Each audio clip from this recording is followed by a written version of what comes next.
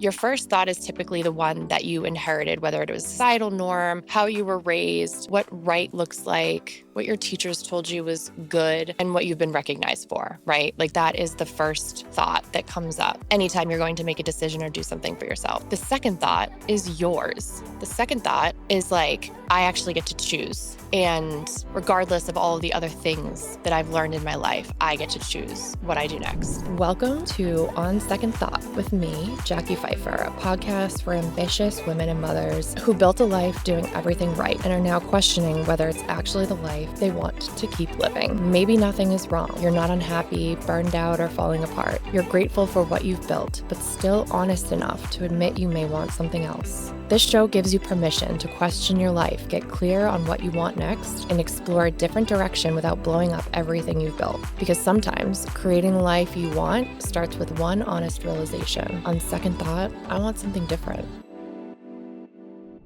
Hello, everybody. Welcome to On Second Thought with me, Jackie, your host. I'm so excited to be here. I'm finally recording some solo episodes, and it's been really hard for me to do this. So, bear with me.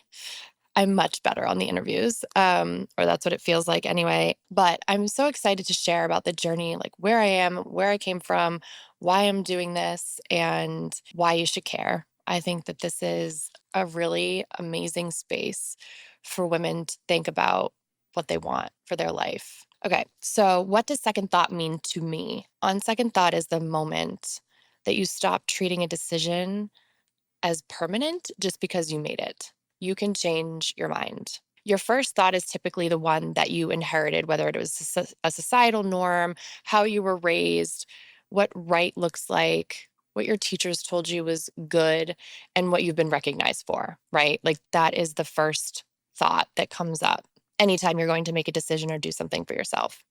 The second thought is yours. The second thought is like, I actually get to choose. And regardless of all of the other things that I've learned in my life, I get to choose what I do next. And it could be making a new decision. It could be changing a previous decision. It could be literally anything. And it goes for micro decisions, micro and macro decisions, big, small.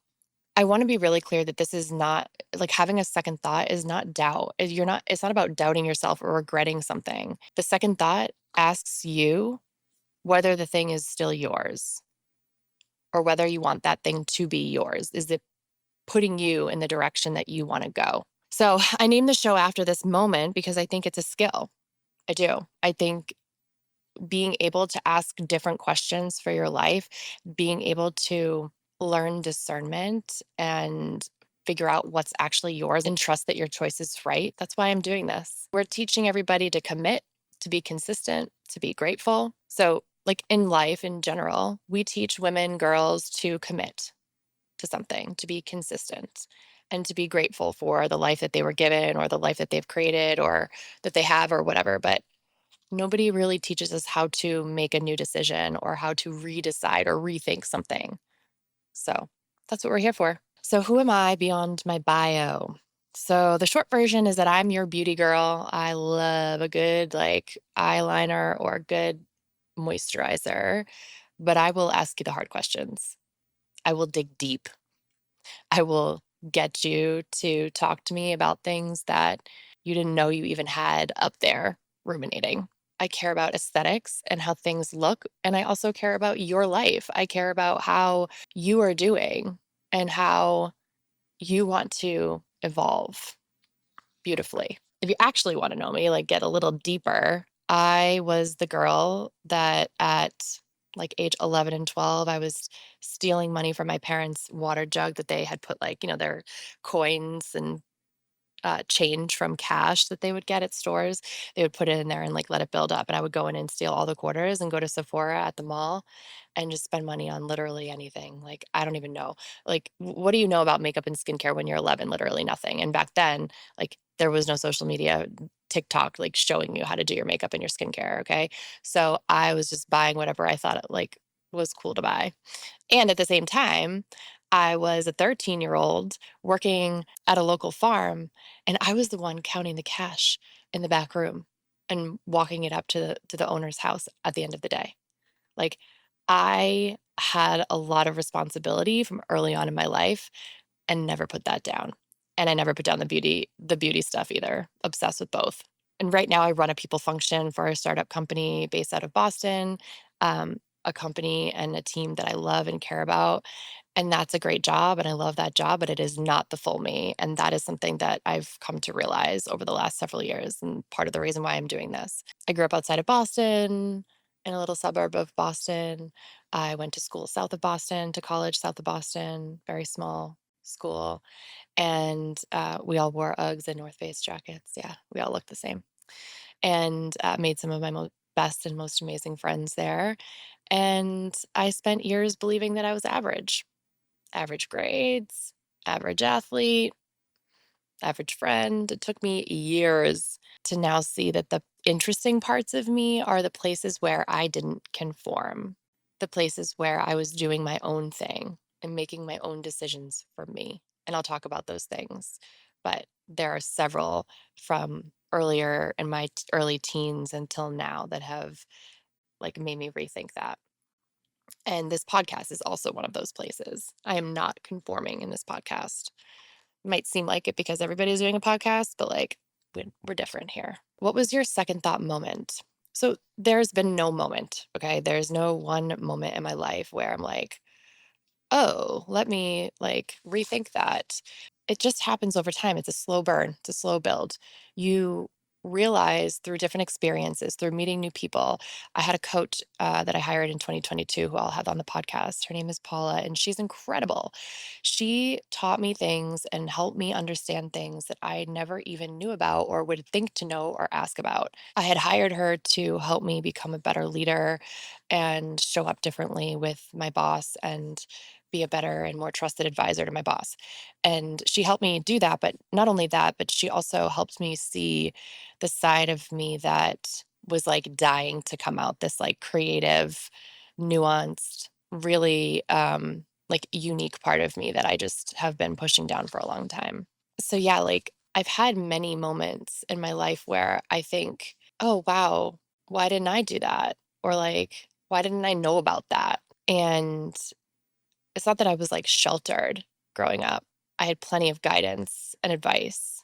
It just wasn't the guidance and advice that led me to where I am supposed to go. But at the same time, like everything that I've done from when I was little until now is purposeful. Like I don't regret any of it. And a lot of it was intentional. Like I had to do those things to get here. I had to have those experiences to get here. But along the path, sometimes I wish that I knew to ask different questions, that I knew to say, wait, hold on. I shouldn't actually be a finance major. I should be a psychology major because that is going to actually, that is something I'm actually interested in and I'm actually really good at. Like there was no real consideration for that. And also part of that is because there was a fear of like, what kind of job do you get when you're a psychology major? And I didn't want to be a therapist or a psychologist. I knew that. Um, so it was like, okay, so how do I make money from being a psychologist? And there was really not a lot of creative thinking that I could do or that I had around me to think about that. And so finance was like the direction. Like I thought I was following my dad, which turns out he wasn't even in finance, but whatever. That's a story for another day. But like I thought that going and getting a finance degree would obviously get me a job and I would obviously make money and then graduated in the recession and like it just like everything happens for a reason. Okay.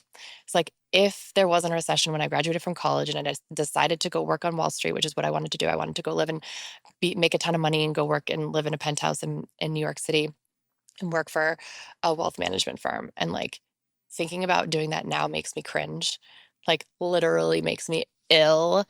Um, but at the same time, like graduating in the recession was an absolute nightmare. And so, but that turned me into HR, like turned me towards HR, which is a job that I've loved for the last almost 20 years. And so, like, anyway, long story short, there was no one on second thought moment. It's like there's just so many experiences and people that I've learned from over the last several years that have given me more insight into things to be able to ask different questions. And that's why we're here, because I want to help other people do the same thing. What am I being invited to rethink? Uh, 100% approval and validation. No question about it.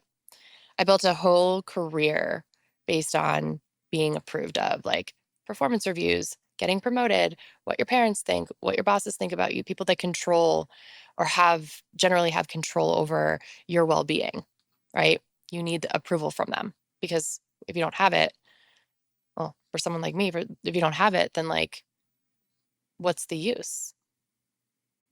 So I was really good at getting approval from everybody. And somewhere in the last couple of years, I realized that I was collecting permission from everyone except for myself. Like, I didn't trust myself to make a decision. I had to get approval from everybody else.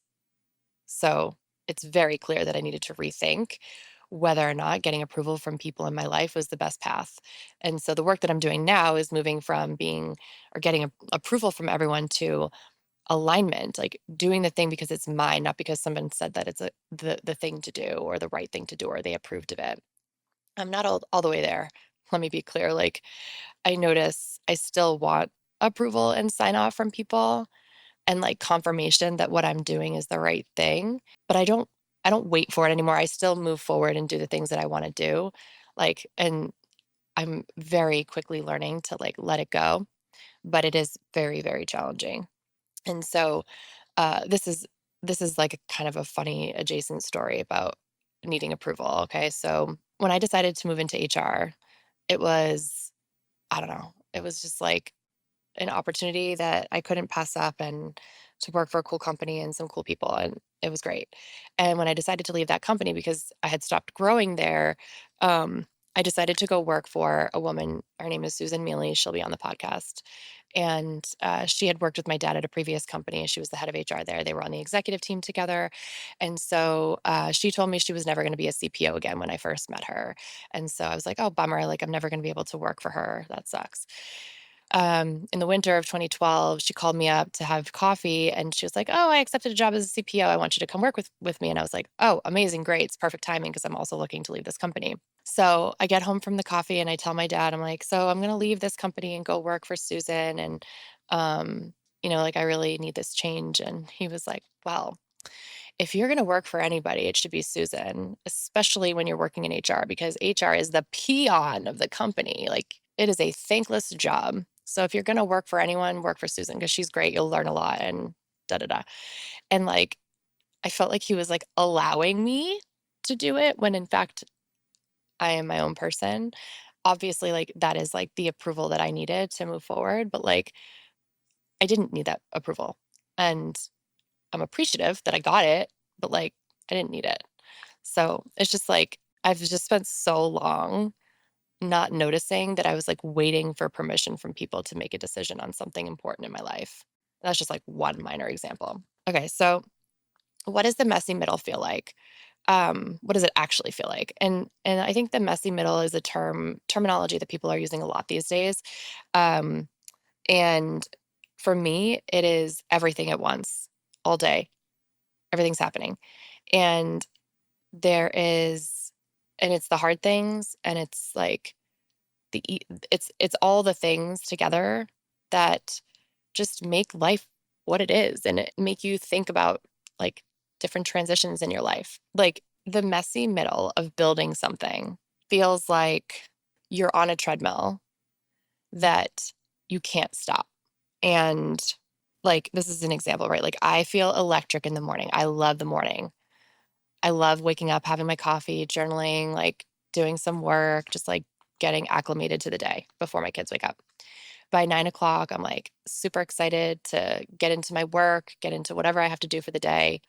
By 9 o'clock at night, I'm like panicking about my credit card and like, oh my God, I have so much money on my credit card. I need to pay it off, like whatever. And it's just like that constant cycle of like ups and downs. And I think I'm realizing for myself, like, people used to call me, or sometimes people still call me impulsive, right? Like and almost like manic. Like I get super excited about something and like spend a lot of time and energy on it. And then like I realize that there is an implication to that. And I kind of come back down and I start ruminating and having anxiety about it. And then I go back up. I'm like, oh, wait, no, this is really exciting. And then I come back down. And I think that's actually signs of someone who is successful because you are committed and you're doing the thing and it also makes you fucking human. Okay? Like you're human. You have an exciting moment and then you come back down. And like there are people who have extreme versions of that, like people that may be bipolar or like actually need to be medicated for their highs and lows. And I've been tested, by the way. It's like because I was concerned that maybe I did need to be medicated because I was told I was so impulsive. And so that is like, I'm finally getting comfortable with discerning between what is dangerous and like what is just uncomfortable or like what is the discomfort that I have to sit in. Okay. And so I'm not putting myself or anybody else in danger when I'm like really high and excited. And I'm not putting anybody else in danger or myself in danger when I'm like in my lows. Okay. It is called discomfort. You are uncomfortable when you are pushing the boundaries of yourself and other people. And that is what the messy middle feels like. And I don't think anyone ever really gets out of the messy middle if you're trying to achieve great things in your life. So yeah, that's the messy middle. It's like something happens, you ruminate, you get anxiety, you realize it's not the end of the world, and you like kind of keep coming back to the cycle. And it's about the tools and the ways that you deal with that that are like the most critical. And a lot of that is stuff that we'll talk about on the podcast. Okay, what helped me start moving? Three things. I started saying things out loud. I would voice note, journal, talk to myself in the car because an idea that you have and you only think about it like on the regular is what stays in fear. You stay fearful of the thing. When you have an idea and you say it and you write it down, you can then turn it into a plan. You have to like document your process. So and the process is the most beautiful part because you're learning so much about yourself in the process. I paid for help before I was ready. Like I've paid for advisor, a coach, a therapist, a producer, and yes, I have our nanny for the hours that almost after hours. And I just stopped performing fine. Like I think that that's the third thing is that the people I'm keeping around me are the ones that are asking me the hard questions, not the ones that are telling me that I'm amazing. I'm surrounding myself with people that are asking me questions on like how am I actually going to achieve the thing that I want to achieve? Why am I doing the things that I want to do? Like what is important to me, what's important to my kids and my family, that matters, but it's actually what is important to me. And so those are the top three things that have helped me move. Saying the things out loud, putting them on paper, starting the process, paying for people to help me, and stop pretending like I'm fine in the current state as it is. Who am I becoming through this? I am finally becoming the woman that I know I am meant to be. And that is someone who trusts herself first and treats the validation and approval as a bonus. I make decisions fast, not because I'm always certain or like 100% on something, but because I can finally deal with being wrong. I'm okay with being wrong. I'm okay with getting feedback. Like, that's what's made me a better person. I used to think that changing my mind or rethinking something made me lose my credibility, right? Like, you make a decision, when you walk something back, you're like, they're going to think I made the wrong decision. So I'm going to walk it back and make the right decision. There's too much gray area in the world for anybody to make the right or wrong decision on things in their life on a regular basis. Like, it's just too gray. Um, but what I've realized is that I was hiding what I actually wanted. And that was costing me more emotionally and like mentally than like just living my day to day. And so this is what evolution actually looks like up close. Me. I've evolved so much. Um, at the same time, I'm the same person that I always was. I've always been a super motivated, ambitious person.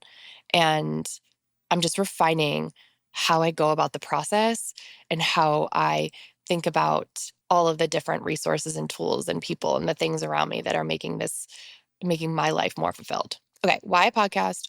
Why now? The honest answer, visibility and opportunity. Like, I'm not going to pretend that I'm doing this like just for fun. Like, yes, this is amazingly fun for me. This is actually something that gets me out of bed every morning now, is like being able to talk to people on the podcast, being able to come up with ideas, branding, like just building something that's mine, right? Like this is fun for me.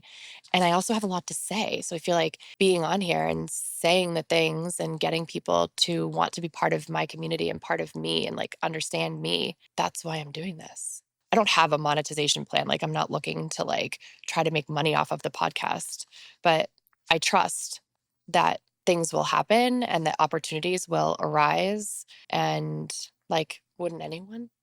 Like, I don't think I'm unique in that. But underneath all of it, underneath like the visibility, the opportunity, the need to like get my voice out there, the need to talk about things that are important to me and like feel seen and like help others feel seen and understood, that is like underneath all of it is connection and relationships. And I've said this before on other podcasts that I've been on or other interviews that I've done, is like relationships rule the world.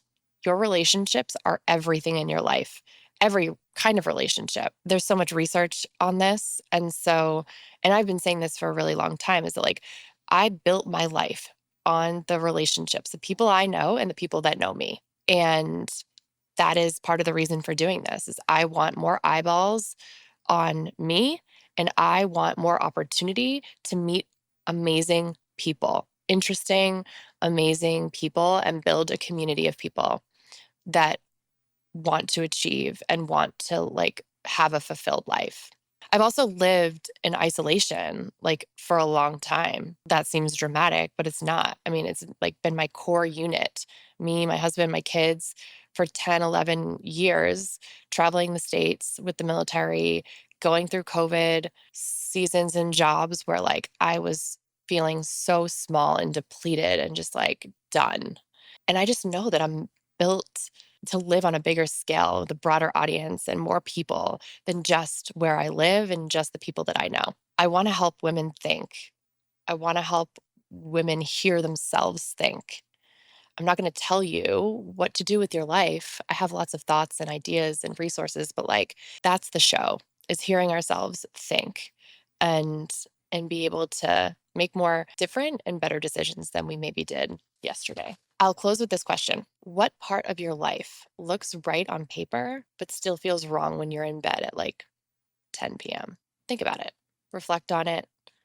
Journal it. Like, there's a lot that may come out and I want to know about it. See you next time.